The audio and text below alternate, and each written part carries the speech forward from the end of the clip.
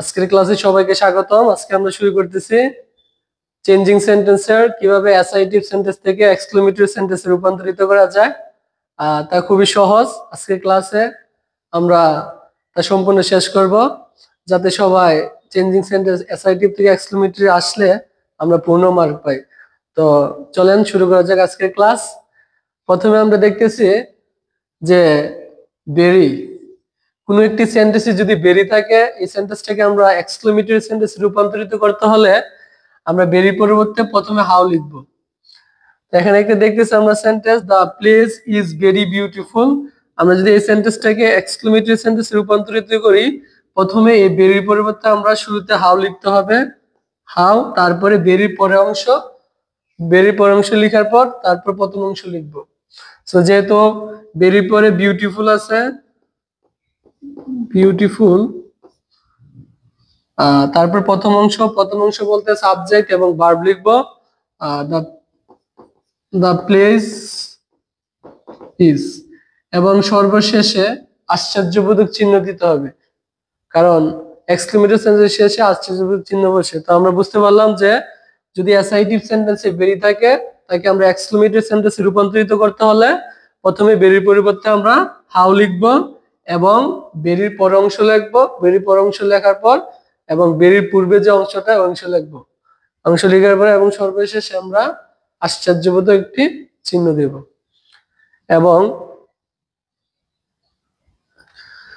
যদি আর্টিকেল থাকে, আর্টিকেল বলতে যদি আর্টিকেল এ এবং এন অথবা এ বেরি থাকে, যেমন এখানে এ আছে, এন আছে, তারপরে এ বেরি আছে, এই তিনটা যখন থাকবে আমরা এটাকে এক্সক্লেমেটরি করার সময়, যেমন এখানে এ বেরি আছে, এ বেরি থাকলে এক্সক্লেমেটরি করার সময় আমরা এই এ বেরির পরিবর্তে প্রথমে হোয়াট লিখতে হবে, হোয়াট। হোয়াট লিখার পর দেখবো এ বেরির পরে যে শব্দটা আছে ওই শব্দের প্রথম লেটারটা কি বাউল নাকি কনসোনেন্ট। যদি বাউল হয় তাহলে হোয়াট এন হয়, আর যদি কনসোনেন্ট হয় তাহলে হোয়াট হয়। তো আমরা এখানে দেখতেছি বিউটিফুল, এটা একটা কনসোনেন্ট, কনসোনেন্ট আছে, সো এখানে আমরা কি লিখবো, এ লিখবো হোয়াটে। তারপরে সচরাচর আগের মধ্যে আমরা এ বেরির পর অংশ লিখবো বিউটিফুল এবং প্রথম অংশ দা গার্ল ইজ এবং আশ্চর্যবোধক চিহ্ন। সো এই রুলস থেকে আমরা বুঝতে পারলাম যে যদি কোনো সেন্টেন্সে এভরি থাকে, এটাকে এক্সক্লেমেটরি করার সময় আমরা শুরুতে হোয়াট লিখবো এবং এভরির পরে যে শব্দটা আসবে ওই শব্দটা যদি বাউল দ্বারা কনসোনেন্ট দ্বারা শুরু হয় তাহলে কি হবে, তাহলে এখানে হোয়াট এ বসবে। আর যদি বাউল দ্বারা শুরু হয় তাহলে হোয়াট এন বসবে। যেমন এখানে লেখা আছে the book is very interesting, এখানে এ বেরি আছে, আমরা এ বেরির পরিবর্তে শুরুতে কি লিখবো, আমরা এ বেরির পরিবর্তে শুরুতে লিখবো হোয়াট। তারপরে দেখবো এ বেরির পরে যে লেটারটা আছে, সরি যে ওয়ার্ডটা আছে, ওয়ার্ডের প্রথম লেটারটা কি বাউল না কনসোনেন্ট। যেহেতু আমরা দেখতেছি এটা বাওয়েল, সেক্ষেত্রে আমরা এখানে এন ব্যবহার করব, হোয়াট এন। তারপরে এভরির পরে অংশ, এভরির পরে আছে ইন্টারেস্টিং, ইন্টারেস্টিং, এবং আমরা সর্বশেষ লিখবো এভরির পূর্বে যে অংশটা ছিল সাবজেক্ট এবং ভার্ব, সাবজেক্ট ভার্ব হলো দা বুক ইজ। আমরা যারা সাবজেক্ট ভার্ব বুঝি না তাদের জন্য সহজে বলি যে বেরি এভরি থাকলে প্রথমে বেরি, শুধু বেরি পরিবর্তে আমরা হাউ লিখি, আর এভরির পরিবর্তে হোয়াটে হোয়াট এন লিখার পরে তারপরে দ্বিতীয় পরের অংশ লিখবো এবং পরে প্রথম অংশ লিখে আশ্চর্যবোধক চিহ্ন দেব।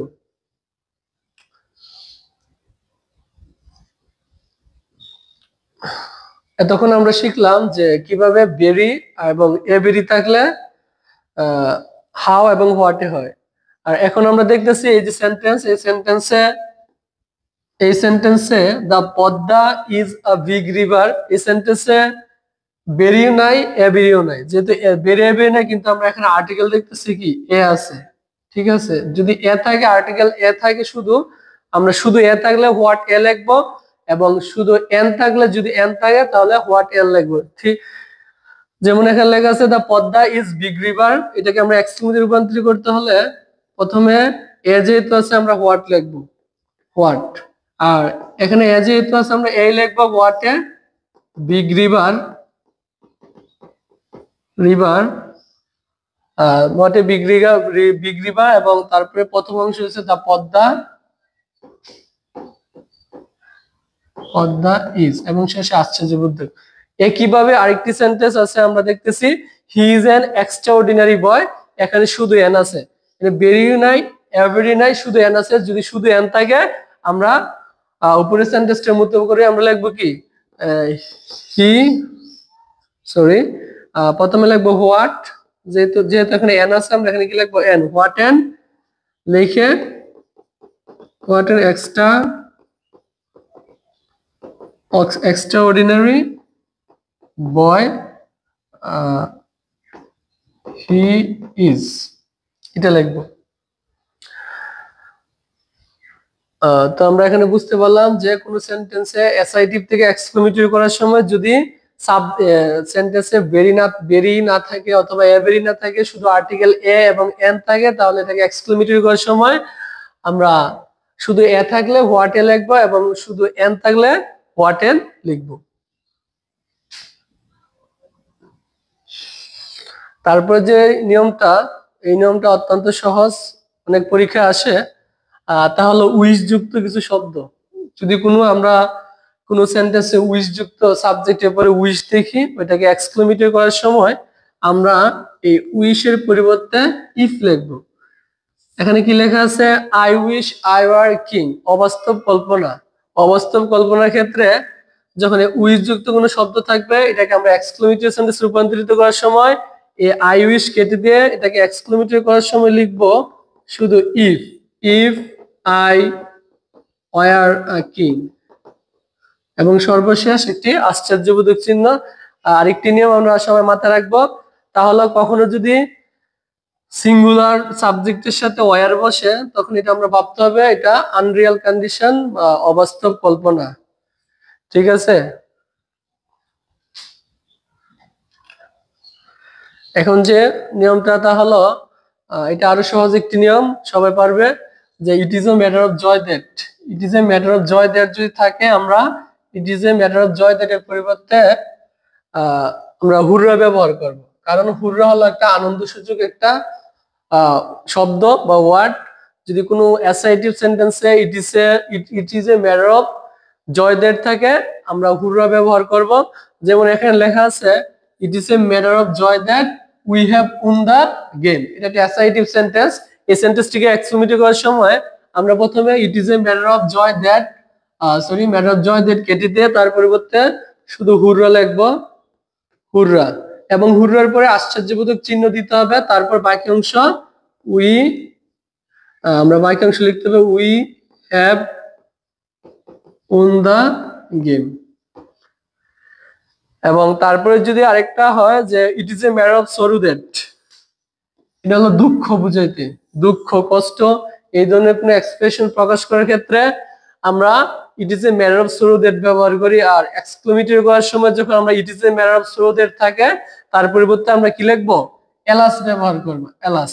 তো ইট is a matter of sorrow that যেহেতু আছে হি হ্যাজ গন, আমরা এটার পরিবর্তে কি লিখতে পারি, আমরা এটার পরিবর্তে লিখতে পারি alas, alas he has gone.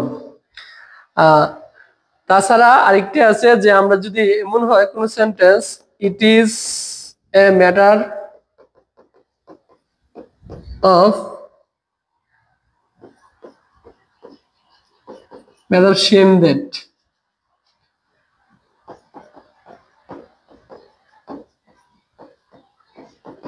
Cheat. যদি কোনো সেন্টেন্সে it is a matter of shame that থাকে, আমরা it is a matter of shame that এর পরিবর্তে শুধু শুরুতে ফাই লিখবো, ফাই লিখে আশ্চর্যবোধক চিহ্ন এবং দ্যাট এর পরে যে অংশটা আছে ইউ আর চিট, এটা লিখবো। আরেকটা কথা আমাদের জানতে হবে, যে জিনিসটা হলো যখন it is a matter of joy that, it is a matter of sorrow that এবং it is a matter of shame that যুক্ত অ্যাসার্টিভ সেন্টেন্স এক্সক্লেমেটরি করব, তখন আমরা জানি যে হুররা, এলাস এবং ফাই বসে। তো এই ধরনের সেন্টেন্সে দুইটি চিহ্ন ব্যবহার করতে হয়, হুররা, এলাস এবং ফাইয়ের সাথে আমরা আশ্চর্যবোধক চিহ্ন ব্যবহার করব এবং সেন্টেন্সের শেষে আমরা ফুল স্টপ ব্যবহার করব। তো এই ছিল আমাদের আজকের ক্লাস, অ্যাসার্টিভ থেকে কিভাবে এক্সক্লেমেটরি সেন্টেন্সে রূপান্তরিত করা যায়। অ্যাসার্টিভ থেকে কিভাবে আমরা এক্সক্লেমেটরি সেন্টেন্সে রূপান্তরিত করা যায় আশা করি তোমরা যদি এই ক্লাসগুলা করো বা নিয়মগুলো একটু দেখো তোমাদের পরীক্ষায় ভালো মার্ক আশা করতে পারো। তো